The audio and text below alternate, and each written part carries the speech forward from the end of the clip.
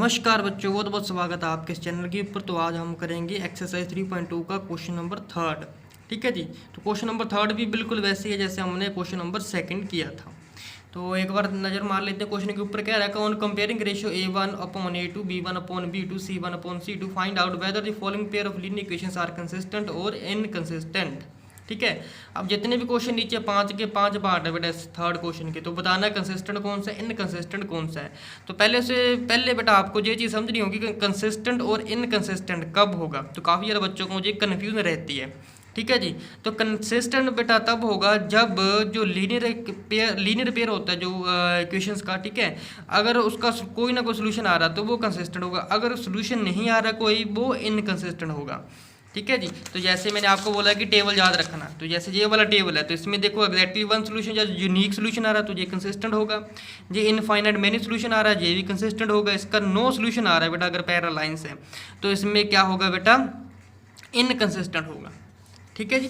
तो चलिए सबसे पहला क्वेश्चन करते हैं। तो पहला क्वेश्चन है बेटा हमारा 3x + 2y = 5 2x - 3y = 7। तो सबसे पहला काम होगा बेटा 0 के बराबर करना है इक्वेशन को।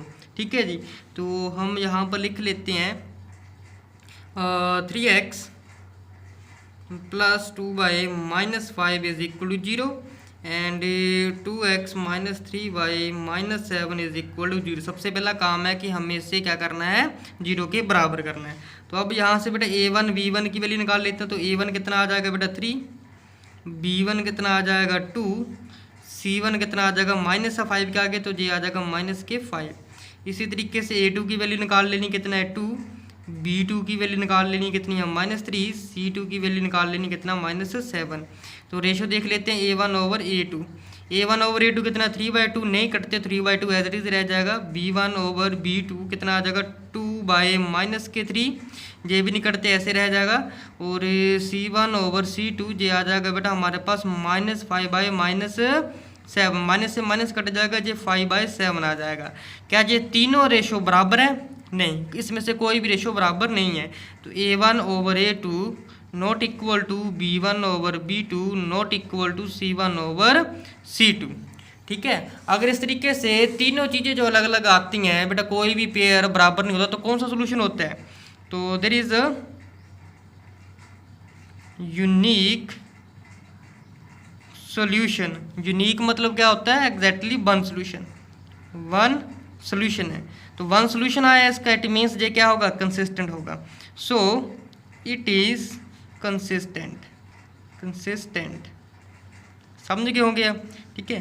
तो इसका हम जो है सेकंड पार्ट देख लेते हैं, थर्ड क्वेश्चन का सेकंड पार्ट। ठीक है जी।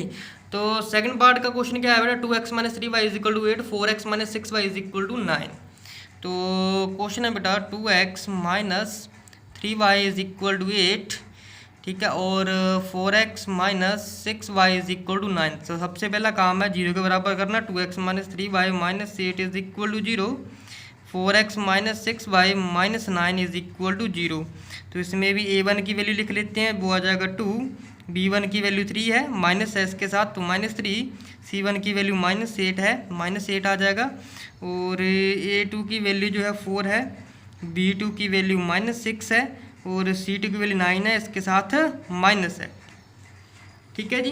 तो रेशियोज देख लेते हैं बेटा a1/a2 किसके बराबर आ जाएगा बेटा 2/4। ये कट जाते हैं बेटा, ये आ जाता है 1/2। इसी तरीके से अब b1/b2 देख लेते हैं, ये आ जाएगा -3/-6, माइनस से माइनस कट गया, ये कट गया 2 पर, ये आ जाएगा 1/2। ठीक है जी। इसी तरीके से रेशियो देख लेते हैं c1/c2, ये आ जाएगा -8/-9, माइनस से माइनस कट गया बेटा। ठीक है। अब ये रेशियो 8/9 ये कटती नहीं है, ये एज इट इज रह जाएगा। तो यहाँ पर क्या आ जाएगा a1/a2 किसके इक्वल आ जाएगा बेटा b1/b2 के आ जाएगा। बट लेकिन c1/c2 ये वाली रेशियो जो है इसके बराबर नहीं होगी। अगर एक रेशियो हमारी बराबर नहीं होती, बाकी रेशियो जो है बराबर आ जाती है, तो सोल्यूशन कैसा होता है बेटा, no solution.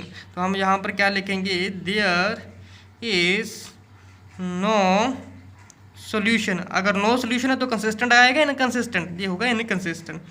So that given equation is inconsistent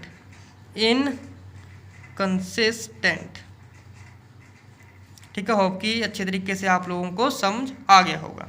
ठीक है, तो मिलते हैं हम अपने नेक्स्ट वीडियो में। Thank you.